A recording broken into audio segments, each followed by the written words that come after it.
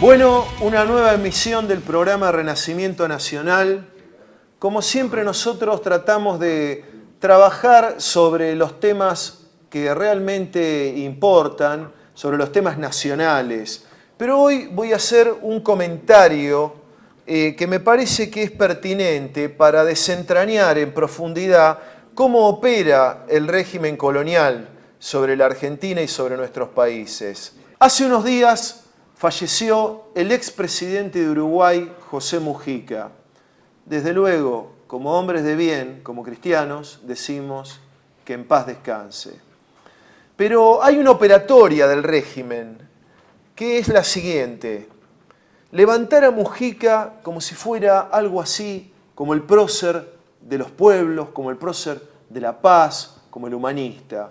Y al mismo tiempo, en paralelo, eso se ve bien en la Argentina, permanentemente criticar, atacar al general don Juan Domingo Perón. Eso no es porque sí, no ocurre porque sí, no es azaroso. Viven diciendo que Perón era un amigo de los nacionalsocialistas, mucha serie de cosas, y tratan además de decir que lo hacía por cuestiones subalternas y demás. En rigor, Mujica era un hombre del régimen colonial. Él no cambió nada la situación de Uruguay. El pueblo de Uruguay, como ya anticipó Juan Manuel de Rosas, lo iba a tomar la masonería, como finalmente lo hizo, y finalmente generó un pueblo en el que del 20 al 30% de su gente vive en Argentina. Históricamente ha vivido en la Argentina porque no puede vivir en Uruguay. Mujica fue el hombre que liberalizó la marihuana, el aborto, y tuvo el mérito, sí, digamos, dudoso, de transformar a Montevideo de una ciudad segura en una ciudad con tiroteos impresionantes, fruto del dominio del narcotráfico. Mujica no cambió nada. En cambio, el general Perón hizo tantas transformaciones que no podría resumirlas en una introducción, pero realmente las hizo luchando estratégicamente, maniobrando contra el régimen financiero sinárquico mundial, contra la coincidencia de los extremos y fortaleciendo el poder de nuestro pueblo, su dignidad y su justicia. Por eso, a no engañarse, el régimen va a levantar a sus agentes y va a atacar a aquellos que realmente lo enfrentaron y sobre todo a los que lo hicieron con éxito. Desde ya, muchas gracias.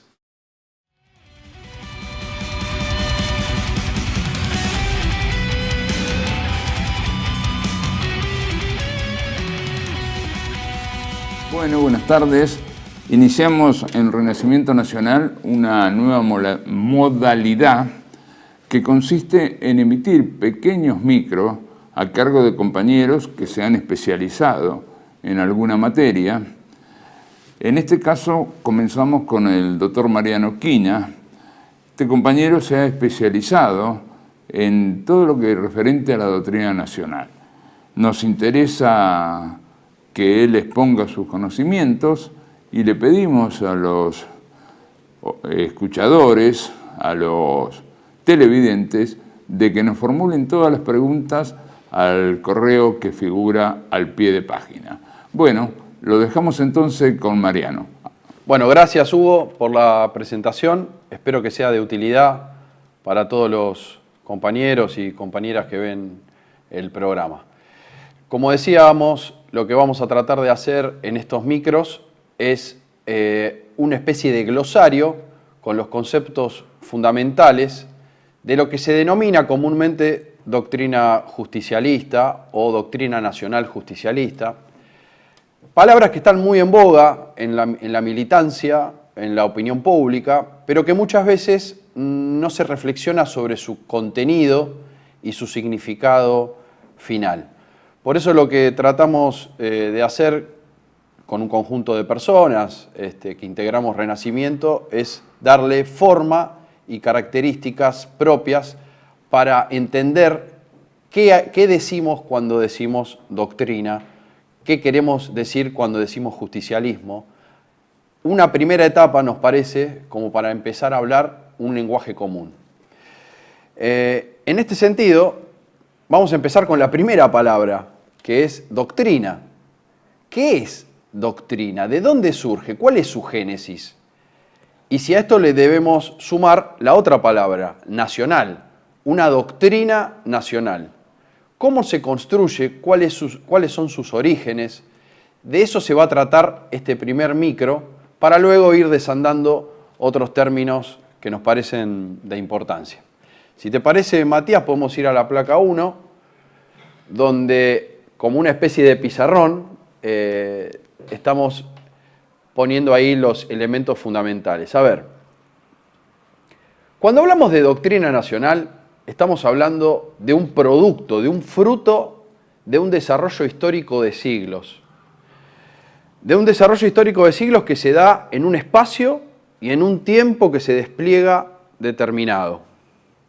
Por supuesto que ahí van a jugar la geografía, las diferentes características étnicas de quienes van componiendo ese conjunto social, pero al principio tenemos un conjunto de personas que habitan un suelo en un tiempo y en un espacio determinado.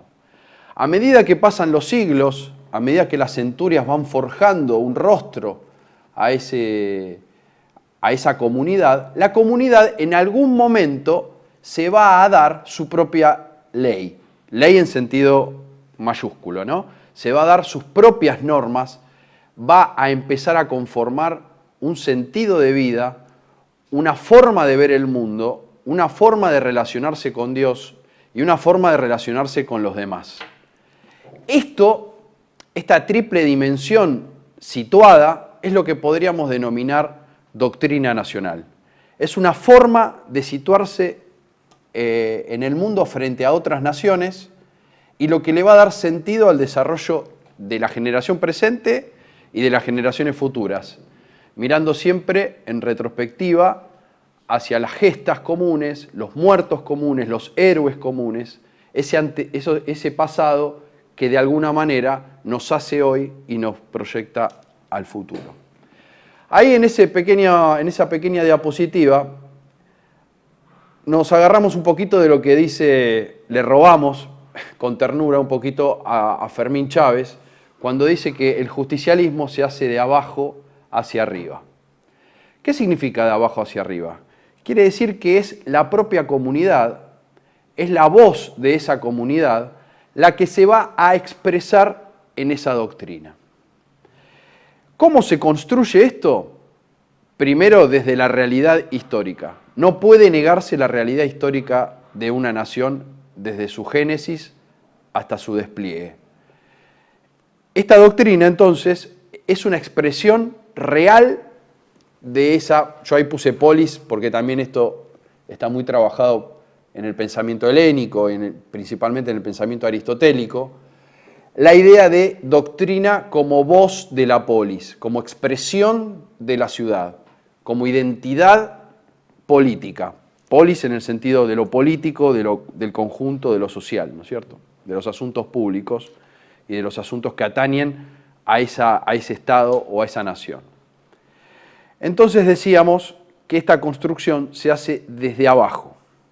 Se hace desde la comunidad y la comunidad en algún momento de su historia, en el desarrollo temporal, va a darse su propia doctrina, va a darse sus propios principios, sus propias formas de ver el mundo y de asumir su propia existencia frente a las otras naciones. En esto, la doctrina nacional justicialista entiende que hay un origen, un desarrollo y un final, ¿no es cierto?, de las naciones. Las que van a llegar a los últimos tiempos, en este principio, en este criterio escatológico que tiene Perón cuando habla, las que van a llegar al final de los tiempos son las naciones. Si no nos conformamos como naciones, es muy probable que no lleguemos al desarrollo final de los tiempos. Pero bueno, no nos adelantemos. Quedémonos con esta... A ver si la puedo señalar, ahí, con esta pirámide donde la base, como ven, es la comunidad. Ahí aparece una palabrita en griego que se llama ethos, que es el ser, el sentir de esa ciudad, que se va a expresar en esa doctrina nacional. Por eso, no puede llamarse doctrina nacional si no hace este proceso, si no asume esa identidad y esa expresión de ella. Bien, vamos entonces a la segunda placa, que es, por el contrario, el proceso inverso.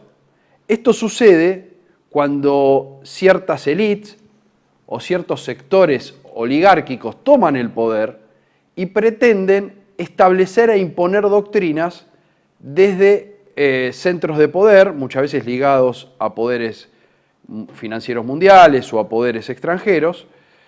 Ligados a ellos, tratan de imponer una realidad cultural al país. Niegan la realidad como sujeto apto para el progreso y la civilización. Esto en nuestro país se vio claramente con el dilema civilización o barbarie, donde todo lo bárbaro era lo propio y donde todo lo civilizado era lo que venía principalmente de Inglaterra y de Francia en aquel siglo XIX, ¿no es cierto? Nuestra nación sufrió esta imposición durante muchas décadas, donde entonces la doctrina no es expresión de esa comunidad, sino es una expresión oligárquica. Es una expresión de una minoría para una minoría, pensando siempre en fines de dominio. Cuando se establece este proceso inverso, fíjense la flecha no ya de abajo hacia arriba, sino de arriba hacia abajo, a modo de imposición, se produce con violencia. Necesita de la violencia para poder mantenerse en el tiempo y legitimarse. La otra, la versión de la doctrina nacional, va a requerir de la fuerza solamente en situaciones excepcionales, porque es una expresión armoniosa de algo ya dado. Cuando la doctrina, por el contrario, no es expresión de esa realidad cultural, es cuando se produce ese quiebre, esa tensión que lleva principalmente al distanciamiento entre Estado, gobierno y pueblo. Muchas veces Perón ha dicho que el concepto de revolución es volver a ese proceso armonioso de despliegue de la nación en el tiempo, interrumpido por la reacción oligárquica. La revolución es volver a la evolución natural e histórica de ese pueblo o de esa nación. A veces necesaria porque cuando se produce este modelo de imposición, es cuando principalmente se produce ese estancamiento, ese retraso, esa pérdida del rumbo nacional. Entonces, frente a la reacción se produce la reevolución, ¿no es cierto? Donde Perón plantea lo más incruentamente posible y donde el tiempo va a estar por encima de la sangre como factor primordial. Bueno, dicho esto, estos dos procesos de institucionalización de una doctrina, podríamos decir entonces que la doctrina nacional justicialista se deduce del ser de la nación. Por eso la fuerza que tiene y la vigencia que tiene aún tantas traiciones y a pesar de tantas desorientaciones. La fuerza que radica en la doctrina nacional justicialista, en su base cultural, en su base ética, en su base identitaria. Al hundir sus raíces en esa profundidad, logra ser inconmovible aún a pesar de los traidores de turno, ¿no es cierto?, que nunca faltan en la política argentina. Bien, finalmente entonces, producido este devenir histórico, conformado este gesto cultural y dentro de ese gesto cultural ese etos, ese ser de la comunidad con sus valores, su forma de entender la vida y la muerte, su forma de entender el bien y el mal, lo que es justo y lo que es injusto, todo ese magma de categorías va a dar como fruto una doctrina. Perón advierte esto y dice, yo no enuncio nada, yo no postulo nada, solamente estoy deduciendo esto de la propia realidad cultural del país. Por eso está la famosa frase que es de él, de Perón, que dice: el peronismo no se postula, se deduce, dice en el modelo. Y con esto está diciendo un montón de cosas. No es producto de un laboratorio, no es producto de una minoría iluminada, sino que se deduce de la propia identidad cultural. Es un hecho que hay que revelarlo, que hay que sistematizarlo, pero que existe porque el pueblo tiene su propia identidad. Lo que hay que hacer es sistematizarlo y generar una expresión de poder político con esto después. Pero esto es parte de la realidad histórica del país y de su pueblo principalmente. Bien, finalmente entonces, a modo de cierre de este primer micro, podríamos identificar entonces los elementos fundamentales de esta doctrina nacional justicialista.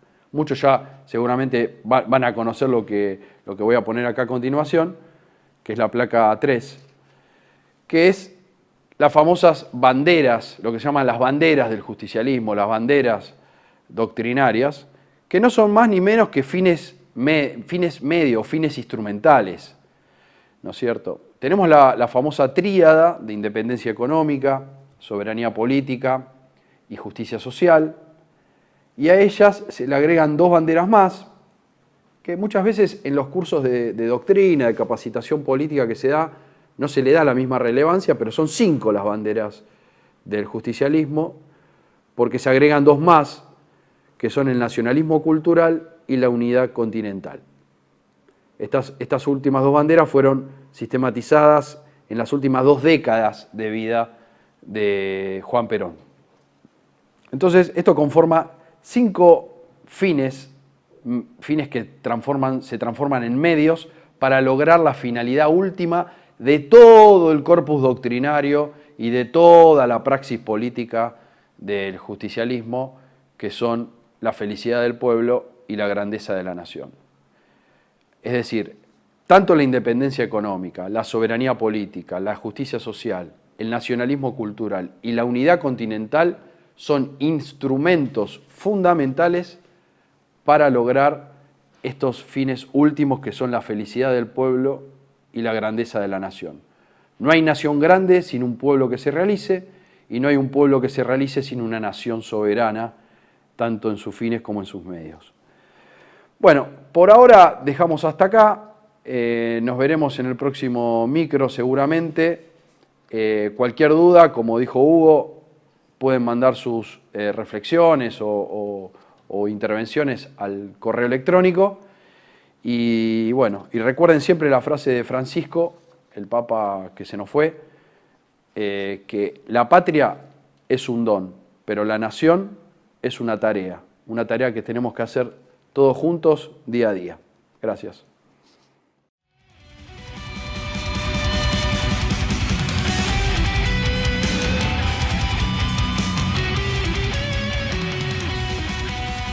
Bueno, una nueva emisión del programa Renacimiento Nacional. Esta vez estoy junto a 2 nuevos coconductores. Bueno, uno no es tan nuevo, que es Vinicius Bulo Brás, que está plenamente incorporado al programa, y ahora sí que se incorpora el amigo, el compañero Eduardo Mauri. Y bueno, hoy, para tratar un tema muy particular, con un invitado extraordinario, un verdadero patriota, un hombre que luchó toda su vida, un imprescindible, como decía Bertolt Brecht, se refería quizás a otros, pero en esto vale.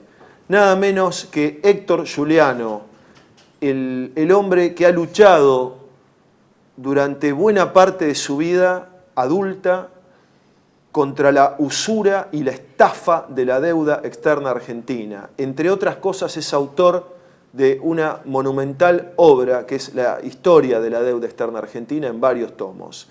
Bueno, Héctor, es un gusto y un honor tenerte en nuestro programa.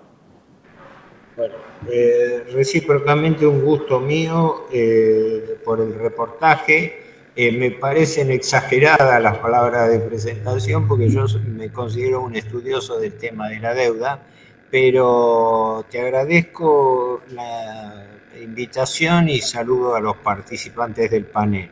Así que si querés, largamos con lo que vos quieras. La primera pregunta que te quería formular es ¿cómo ves la política acerca de la deuda externa que está desarrollando el gobierno de Milei? Mira, yo resumo siempre lo siguiente. Todo lo que hace en materia económico-financiera y particularmente en materia de deuda es secreto. Por ende, yo analizo hechos. No puedo inferir, no puedo adelantar, no puedo hacer ni hago conjeturas. Yo analizo hechos. Entonces, el primer hecho que detecto en este momento es lo siguiente, que frente al triunfalismo del discurso gubernamental, con Milei y Caputo a la cabeza, nos encontramos que las realidades se estrellan un poco contra ese relato. Y voy al tema concreto. En este momento nadie lo dice, pero Milei está siendo objeto de un salvataje financiero internacional comparable al que tuvo Macri en su momento. Porque la gente no ha prestado atención y aparte no se lo señalan, ¿no? Pero lo concreto es lo siguiente. Verá que estoy tratando de volver a enganchar la imagen. Un segundo. Sí, ya está, perdón. No, era mío, era mío. Milei acaba de recibir un paquete de asistencia financiera por 44.000 millones de dólares. 20.000 del Fondo Monetario Internacional, 12.000 del Banco Mundial, 10.000 del Banco Interamericano de Desarrollo y 2.000 de un préstamo repo consorciado de 5 grandes bancos internacionales. Los principales, ¿no? El Citibank, el JP Morgan, el Santander, el ICBC y no recuerdo el quinto banco. Y se está negociando otro préstamo repo, que quiere decir préstamo con garantía de títulos públicos, por otros 4.000 millones. Ergo, el triunfalista presidente Milei está necesitando entre 44 y 48.000 millones de dólares para salvarse del default. Esos son los hechos. Esto no lo inventé yo, esto está planteado así. Con esto, como te darás cuenta, invierto bastante el razonamiento.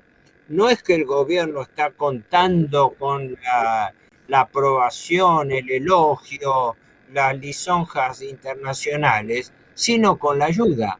Con Macri pasó lo mismo.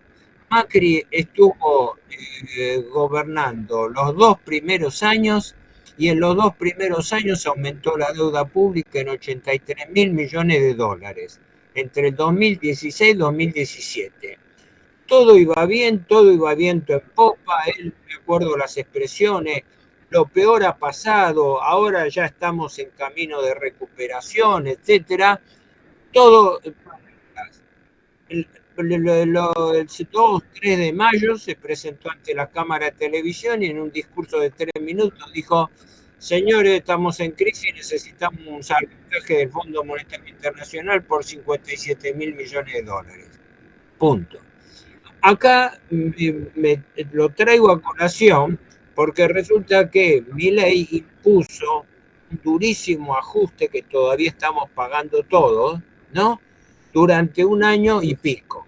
Al año y pico de gestión, 1 año y 5 meses, la deuda pública Milei ya aumentó entre 50 y 60.000 millones de dólares.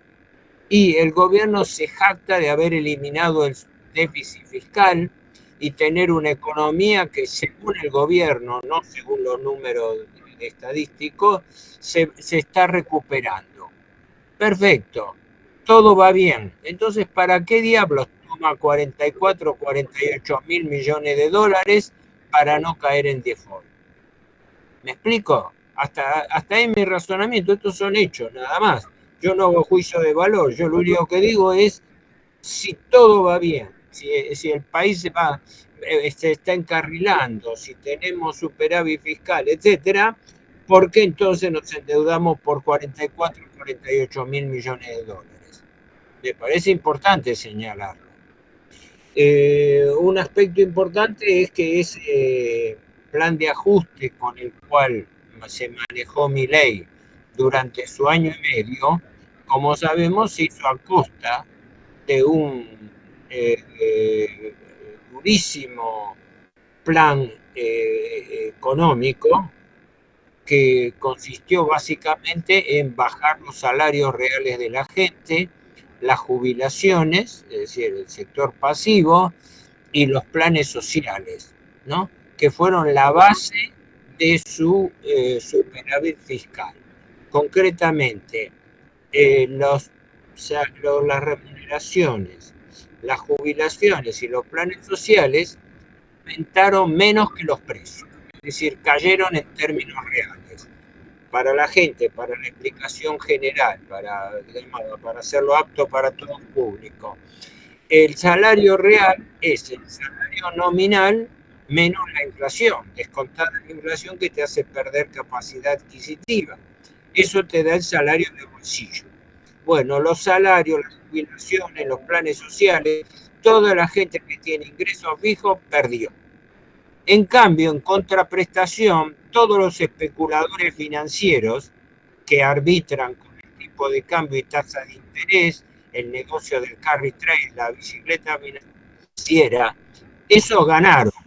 Y ganaron fuerte suma de dinero gracias al privilegio que le dio el gobierno, manteniendo altas tasas de interés con tipo de cambio retrasado. No sé, no quiero abrumar con datos,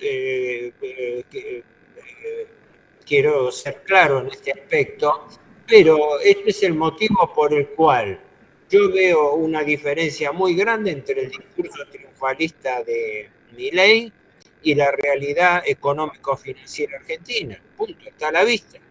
Además, Héctor, una pregunta. Sí, perdón. ¿Cuáles serían los pasos obligados de un verdadero gobierno nacional con soberanía política para salir de esto? Bueno, primero adelanto una postura personal que, bueno, es mía, es privativa mía. Creo que no tenemos un gobierno nacional, desde ya. Si hipotéticamente hubiera un gobierno nacional, que quiere decir un gobierno que defendiese los intereses nacionales, lo primero que tendría que atacar es el problema del endeudamiento público, porque la deuda es un condicionante total y absoluto de todo lo que pasa en la Argentina. Todo este sacrificio impuesto a la población argentina tuvo una sola finalidad: pagar intereses de la deuda.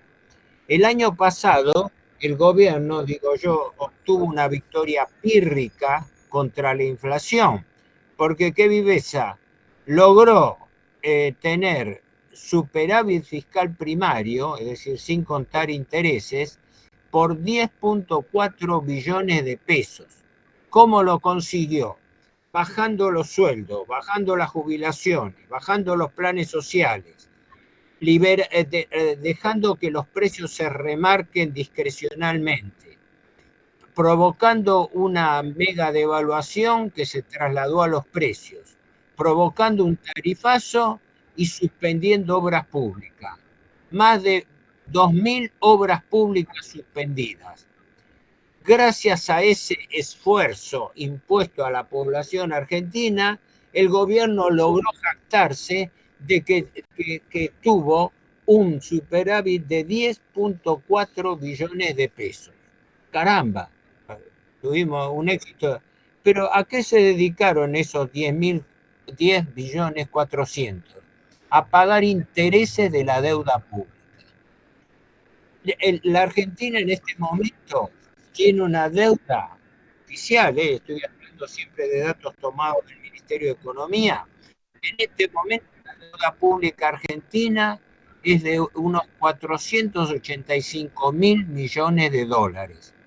Eso pelado en cabeza del Estado Nacional, sin tomar en cuenta la deuda del Banco Central, provincias, municipios, empresas del Estado, etcétera.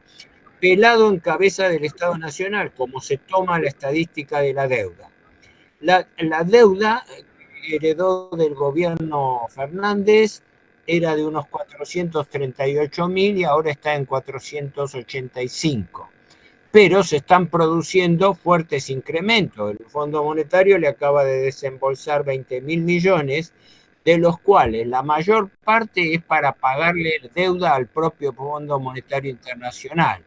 Pero otra parte es adelanto prestado por el fondo para que el gobierno le dé otros destinos, aumento de deuda y pago a otros acreedores.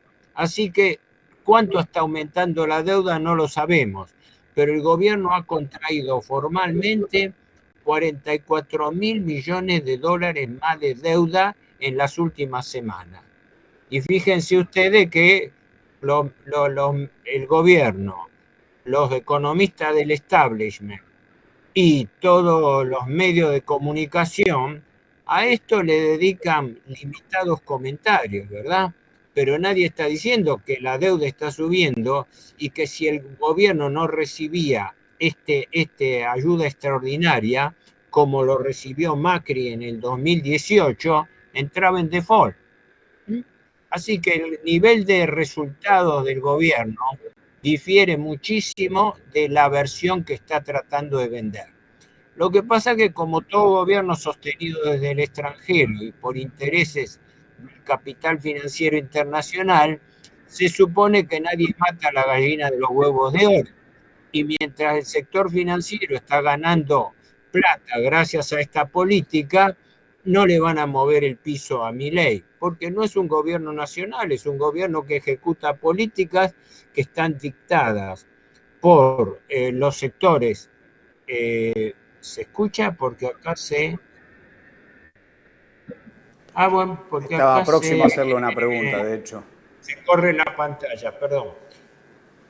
No, redondeo esto y después dejo lugar a más preguntas de ustedes. Pero comentaba esto, que el gobierno en este momento, en mi opinión, no en mi opinión inventada, no en mi opinión subjetiva, sino en mi opinión respaldada por los datos del Ministerio de Economía, si el gobierno no hubiera recibido este salvataje internacional que sigue en curso por más de 44.000, prácticamente ya está concertado otra operación de repo con bancos internacionales por otros 4.000 millones. Y ayer, que lo estaba leyendo esta mañana, ayer, como es sabido, hubo una operación especial para conseguir otros 1.000 millones de dólares con bancos internacionales que notablemente se emiten en pesos, pero se colocan en dólares. Una variante para equiparar las deudas en moneda local con las deudas en moneda extranjera. Ahora la deuda en pesos se ajusta por tipo de cambio. O sea, tenemos nuestra deuda dolarizada, porque la deuda en pesos, que es el 46% de la deuda total, desde la época Massa se fue convirtiendo a deuda ajustada por inflación o por tipo de cambio, el que fuese mayor. Eso quiere decir que tener una deuda en pesos indexada por dólar es lo mismo que tener una deuda dolarizada. Perdón si No, fui no, para nada. respuesta y no sé si respondí a la pregunta que me Concretamente le quería preguntar porque, bueno, luego de este estado de situación que usted nos da y teniendo en cuenta, evidentemente hay como política de Estado una decisión por parte de este gobierno, también uno podría incluir a los anteriores, pero puntualmente de este gobierno en endeudar a la Argentina. Yo lo que objetivamente le quiero preguntar es cuáles son las razones profundas en esta toma de deuda perpetua, si la razón es que Argentina finalmente pague intereses sobre intereses o hay razones ocultas que muchas veces no se mencionan detrás de esta toma de deuda desproporcionada, podríamos decir. Sí, Está bien ubicada la pregunta, porque primero, Argentina está en una trampa de deuda perpetua. Y lo que yo defino como deuda perpetua es una lógica de usura. El verdadero objetivo del prestamista usurero, digo siempre, no es que el deudor le pague la deuda, es al revés, que no se la pueda pagar nunca. Porque el acreedor usurero, el prestamista usurero, vive de ese dinero.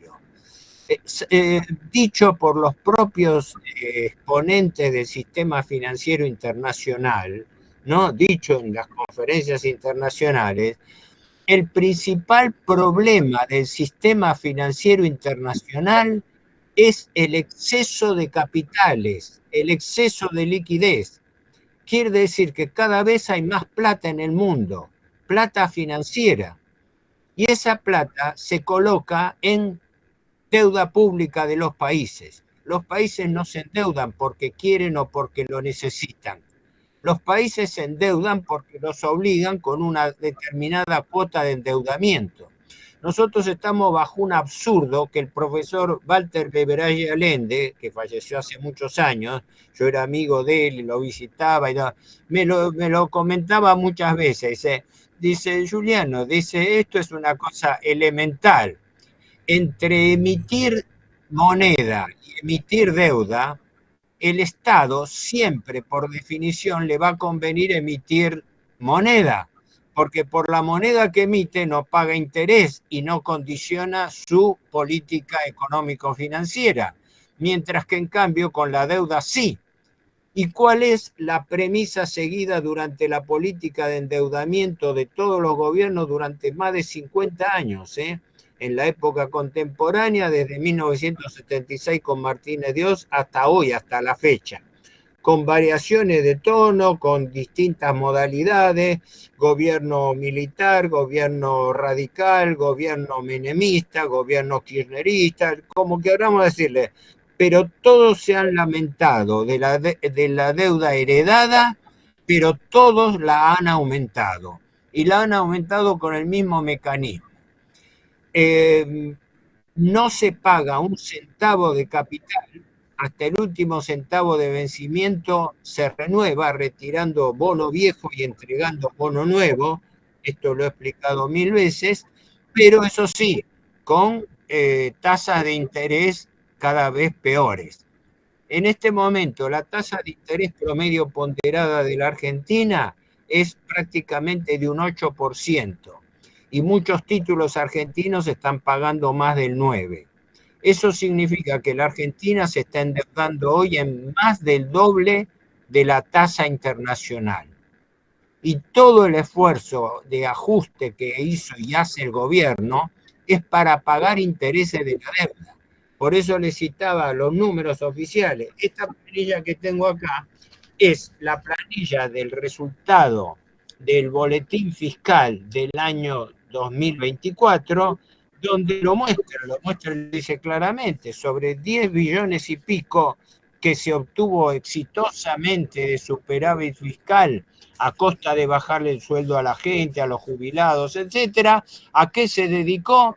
8 billones 600 a pagar intereses y el 1.800.000 restante para comprar dólares anticipadamente, para usar esos dólares para adelantarle intereses a los fondos buitre de Wall Street que son acreedores de la Argentina. Así que creo que yo trato de evitar calificativos, pero estamos en una de las situaciones más infames que pueda haber. Con un gobierno jactándose de un éxito de una política económica que lo único que ha hecho hasta el momento no ha producido resultado alguno. Lo único que ha hecho es imponer sacrificios a la población, bajar los ingresos reales, lograr como una victoria pírrica un superávit fiscal, para dedicar ese superávit fiscal para pagar intereses. Y el premio de pagar esos intereses es volver al mercado internacional de capitales, que quiere decir volver a tomar más deuda externa. Es Esos son los hechos. Héctor, cortamos un minutito y regresamos. Un corte técnico que me piden aquí.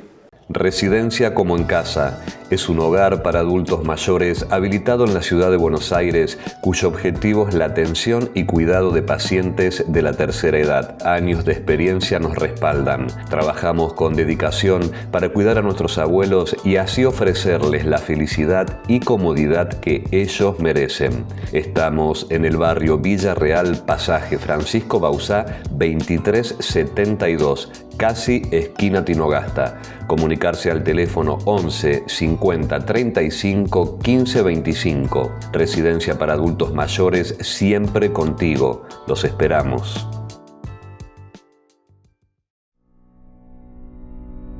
Tele-V1 se complace en anunciar que estará transmitiendo en su canal Tele-V1 Clips valiosos programas emitidos antes de la censura sufrida. El lienzo prohibido, el revés del derecho, combates por nuestra historia, disenso, historias de Malvinas, entre otros que podrán encontrar en este enlace.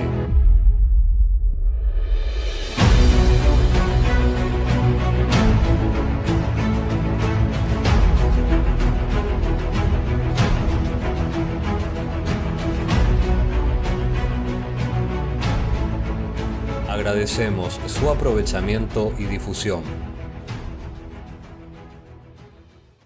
Bienvenidos a CEPA, Centro de Estudios del Pensamiento Americano.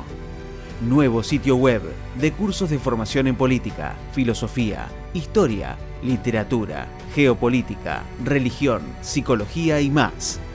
Cursos de formación que reflejan el verdadero pensamiento americano. Lo invitamos a elegir el curso de su agrado ingresando en www.cepa.la.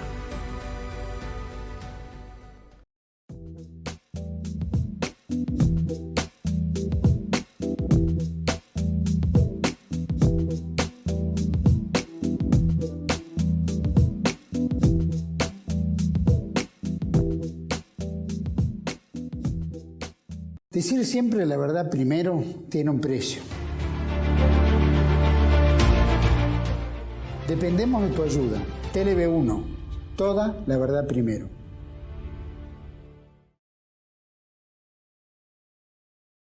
Bueno, regresamos nuevamente con el profesor, el querido profesor Héctor Giuliano, y aquí Eduardo Mauri va a realizarle una pregunta. Héctor, nosotros vimos los últimos 40 años la presentación de planes por los distintos gobiernos que siempre terminan como solución en el pedido de préstamos o en la renovación de deuda, el aumento de deuda.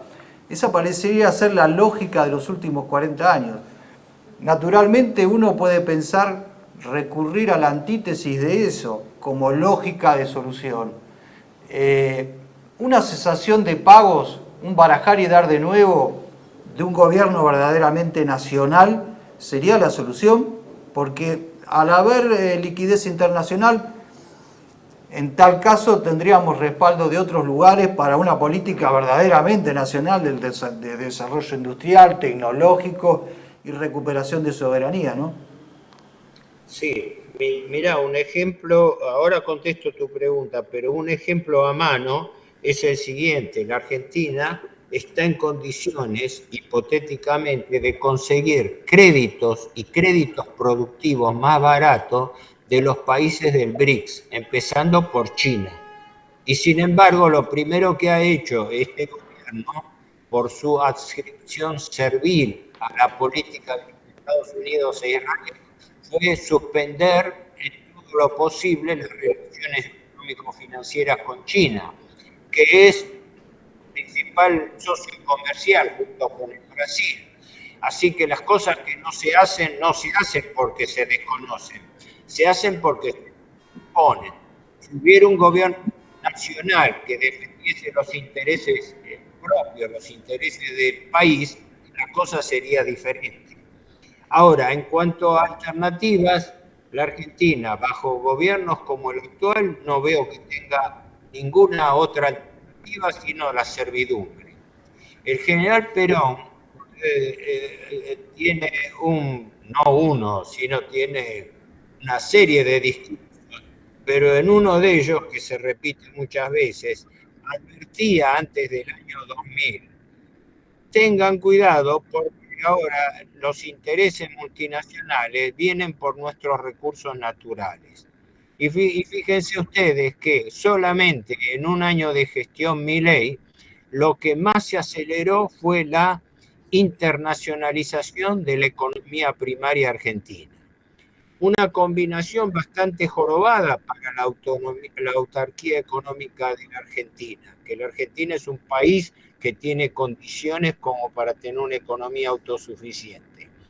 Primero y principal, una libertad absoluta de juego para la economía financiera del carry trade.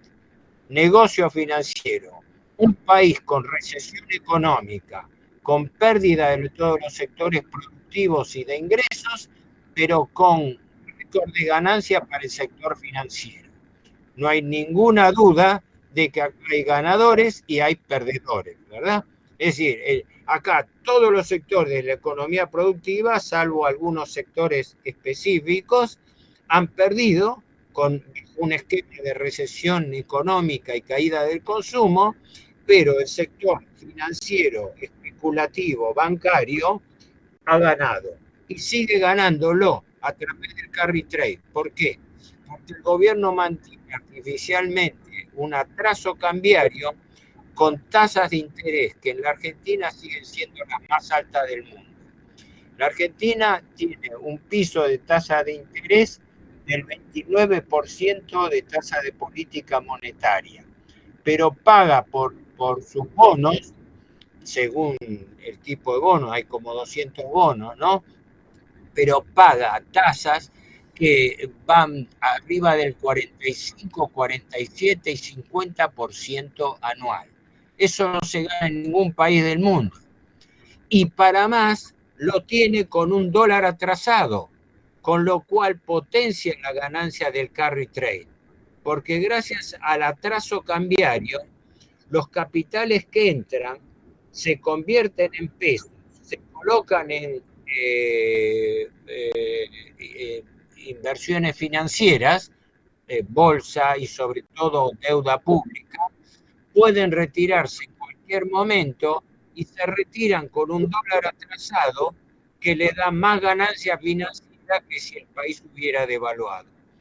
Por eso hay que tener algo que es importantísimo, yo lo vengo diciendo en soledad hace tiempo, que la gran mentira de la deuda externa es que la deuda pública argentina no se contrajo por culpa del déficit fiscal. El déficit fiscal contribuyó al endeudamiento, lógicamente, pero el principal motivo del endeudamiento argentino fue sostener el atraso cambiario. ¿Por qué? Porque el atraso cambiario beneficia la ganancia de los capitales golondrinas. Eso fue, y eso lo tenemos demostrado empíricamente con la década de la convertibilidad. Siempre lo cito esto. Menem hereda del gobierno Alfonsín una deuda de 62.000 millones de dólares. Establece un programa de convertibilidad con un dólar atrasado y artificial, según la cual un peso es igual a un dólar, ¿verdad? Y lo aguantó así 10 años. ¿Cómo lo aguantó? Con deuda externa, porque tomó una deuda de 62.000 millones de dólares y la dejó en el doble, 122.000 millones de dólares. Y además, en el periodo de gobierno, vendió activos del Estado, fundamentalmente empresas del Estado, por valor de 35.000 millones de dólares. O sea, que durante la gestión menemista, no solamente no bajó la deuda, sino que se duplicó, sino que además se consiguieron 35.000 millones de dólares de venta de empresas del Estado que no sirvieron para bajar la deuda, sino que a la vez sirvieron para aumentarla. ¿Por qué? Porque la gran mentira es que el verdadero objetivo del endeudamiento no es cubrir el déficit fiscal, sino mantener artificialmente atrasado el tipo de cambio. Y por eso el dilema que tiene la Argentina es que tiene un tipo de cambio artificialmente atrasado. Es lo que estamos viendo en este momento. Y fíjense que la preocupación del gobierno, ¿cuál es? Dicho abiertamente por Milei, bajar el tipo de cambio, ser una banda de flotación donde el tipo de cambio converja cada vez más a los 1.000 pesos. ¿Qué quiere decir? Que con eso mejora la ecuación de rentabilidad de los fondos buitre que manejan el carry trade, que tienen alta tasa de interés con tipo de cambio atrasado. Es la combinación ideal. El negocio del carry trade es el arbitraje entre tipo de cambio y tasa de interés. Yo entro con moneda dura, entro con capitales especulativos de Wall Street, los convierto a pesos, estoy seguro que el gobierno servil no me va a mover el tipo de cambio, o al revés, me lo va a mejorar fijándolo, y cuando quiero me retiro y me llevo la ganancia equivalente en moneda dura, en pesos. Y por eso el país no se capitaliza nunca, porque el país está sujeto a un esquema literal de saqueo financiero. Y el exponente de esa política es el liberalismo argentino, que ha sido el fautor del endeudamiento público externo. En la etapa contemporánea, desde el proceso militar con Martínez Dios hasta la fecha.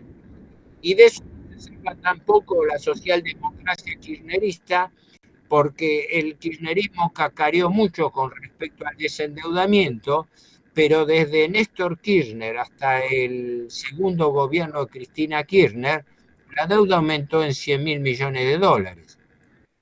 Y después vino Macri y aumentó la deuda en otros 83.000 millones. Pero después vino el gobierno Fernández Massa y la aumentó en otros $100.000 millones. O sea que acá todo el mundo vende el discurso de la estabilidad, del desendeudamiento, etcétera, pero cuando vamos a los números, la deuda está en $485.000 millones. Nos estamos acercando a $500.000 millones. Como usted menciona, dos cosas. Primero, hay una perpetuidad en los gobiernos desde, uno podría indicar desde el año 76 a la fecha, en endeudar a la Argentina. Usted bien decía que el argumento falso es mantener un tipo de cambio, digamos, más bajo. Bajo, sí. Pero luego también usted mencionó, por ejemplo, una frase del general Perón, que en varias oportunidades las dijo, que geopolíticamente detrás de ese endeudamiento lo que había era interés, por ejemplo, en los recursos naturales que tienen a disposición montones de países como el nuestro, que son verdaderamente ricos y tienen un potencial enorme. Entonces, yo quiero preguntarle, para cortar definitivamente este ciclo de endeudamiento perpetuo y de esclavitud, ¿cuáles son las medidas objetivas que debería tomar, en su modo de ver, un gobierno verdaderamente nacional al momento de asumir? ¿Qué debería hacer un gobierno nacional al momento de asumir para interrumpir definitivamente este ciclo de usura y comenzar una obra edificadora, digamos, de una nación poderosa, como nosotros creemos que debe ser la Argentina? Mira, la pregunta que vos me hacés es la pregunta del millón. ¿Cómo pudiera salirse de esto? Pero el requisito fundamental es que exista un gobierno nacional. Mientras no existe un gobierno nacional, lo único que podemos hacer es hipótesis y ilusionarnos con medidas que se pudieran tomar. Primero hago una aclaración. Los únicos sectores que están recibiendo fuertes inversiones y desarrollo son sectores primarios y ligados a la economía internacional. Los sectores que más están creciendo en la Argentina son el de hidrocarburos, petróleo y gas, con vaca muerta a la cabeza, el litio, las grandes explotaciones mineras y las tradicionales grandes multinacionales del agro. Los estos cuatro sectores clave de la economía nacional no solamente son economía primaria, es decir, economía no industrializada, que no genera producción elaborada ni empleo nacional, sino que provee materia prima sin elaboración y están en manos de sectores extranjeros. No existe un empresariado nacional. Así que partimos de la base de que toda posibilidad de cambio es muy hipotética. En mi opinión, si existiera en algún momento un gobierno nacional que quisiera confrontar y no convivir permanentemente con esta trampa de deuda perpetua, lo primero que tiene que hacer es blanquear la insolvencia del país. Cuando un deudor no puede pagar, no se acaba el mundo. Cuando un deudor no puede pagar, entra en convocatoria de acreedores. Eso significa que el país entra en default, que quiere decir en incumplimiento. Eso sí, no repudio de la deuda, sino incumplimiento, blanqueo de una realidad. Lo que estamos viviendo nosotros es un engaño. Estamos encubriendo el default. ¿Me explico? Porque como nos renuevan la deuda, es como si yo te debo un pagaré a vos de 100, ¿no? Nunca te lo puedo pagar. Y vos sos bueno, me lo renovás todos los meses mientras ganás cada vez más intereses. Si vos vivís de eso. Tu capital, el capital financiero, vive del interés, vive de la usura. Porque se confunde, se habla de interés piadosamente. La palabra es usura, no es interés.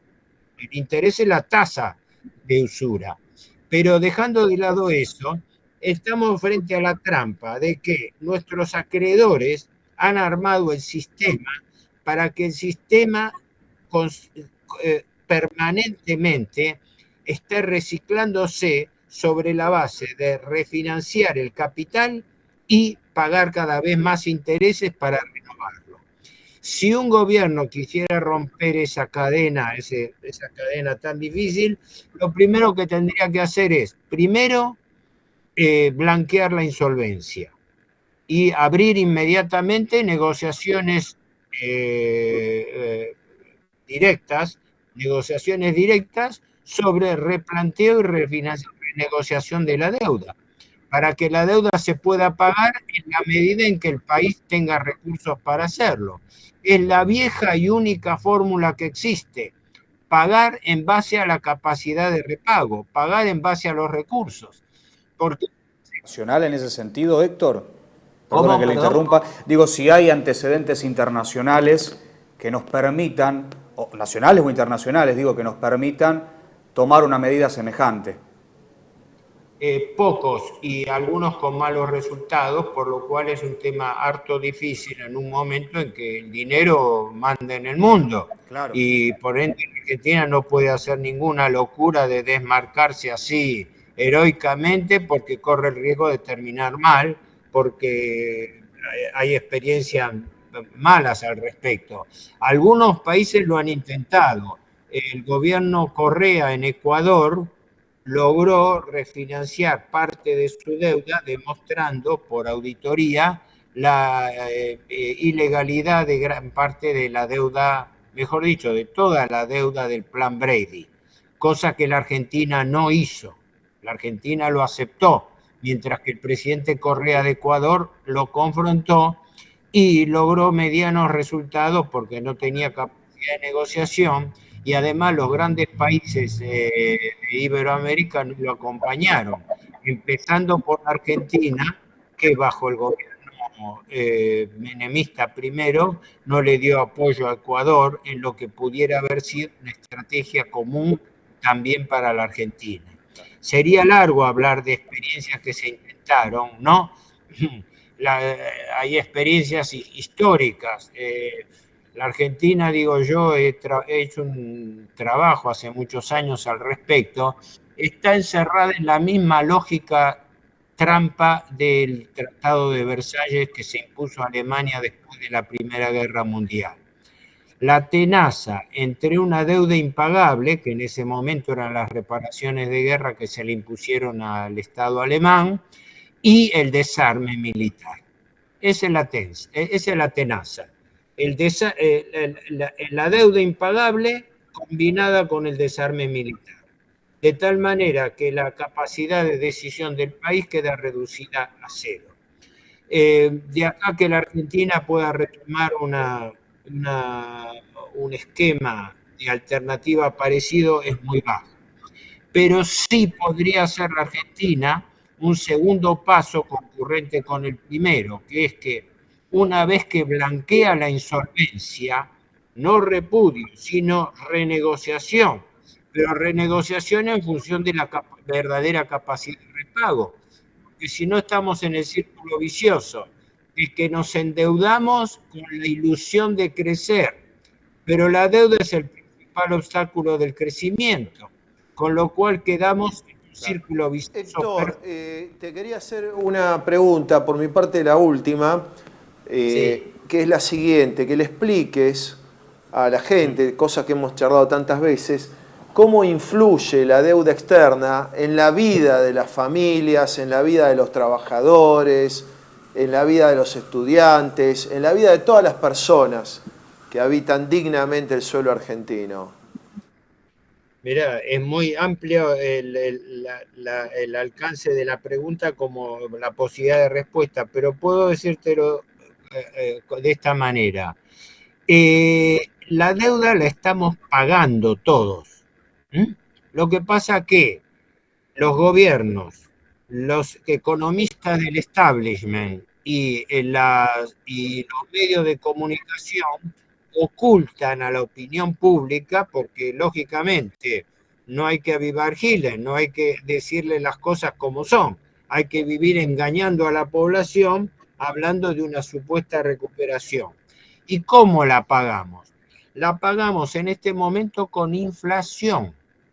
La gente no sabe que mientras el presidente Milei está cacareando con que derrotó la inflación acumulada de los 15 meses del gobierno Milei, entre diciembre del 23 que asumió y mayo de este año, ha sido del 202%. El presidente que se jacta de haber derrotado la inflación. ¿Y qué quiere decir eso?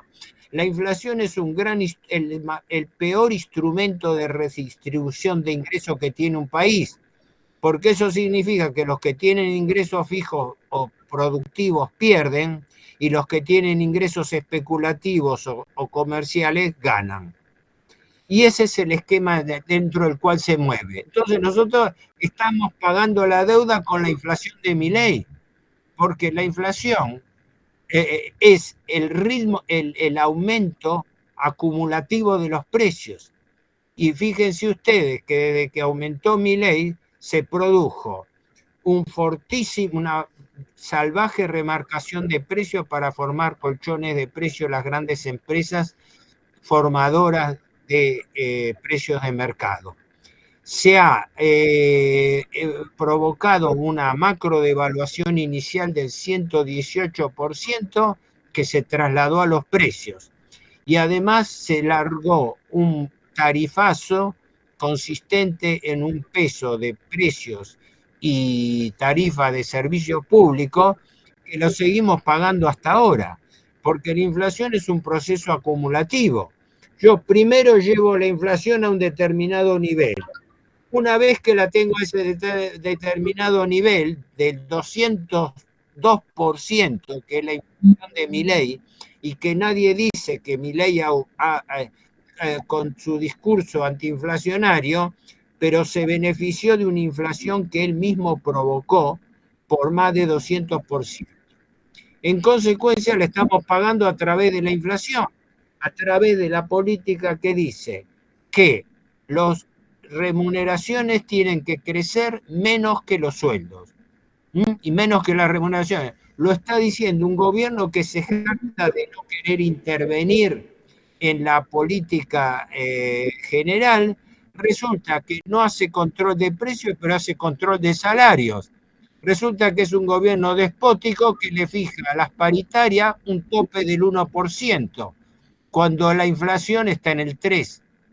¿Qué quiere decir eso? Que estamos frente a un gobierno despótico que está usufructuando el poder público, está gobernando vía decreto de necesidad y urgencia para imponer un esquema inflacionario para el pago de la deuda. Esa es la forma que estamos pagando la deuda entre todos. Héctor. Ahora, Héctor, quería hacerte una última pregunta. Volviendo a la anterior, cuando vos planteás que hay que blanquear la situación de no pago de la Argentina, no de desconocimiento de la deuda, sino de no poder pagar, y de repago. Ahora, para hacer el repago nosotros tenemos que contar con que los resortes que nos pueden permitir pagar estén en manos argentinas. O sea, eso requeriría una nacionalización de todos los resortes posibles que nos den mayor capacidad de pago para terminar con esto. Por ejemplo, desconocer todo lo que se hizo en minería. Pero la gente se asusta con el tema del CIADI y te dice no, porque nos van a hacer juicio. ¿Es viable? ¿Se puede hacer? Yo diría, no hay que adelantarse porque eso hay que analizar caso por caso. Y la Argentina tiene mala experiencia en eso, como lo demostró el caso de la reestatización de YPF, que fue en realidad un negociado de los Kirchner, que después pagamos todo. O la alteración de los indicadores del INDEC. No nos podemos hacer los locos en ese sentido, pero la base racional es esta.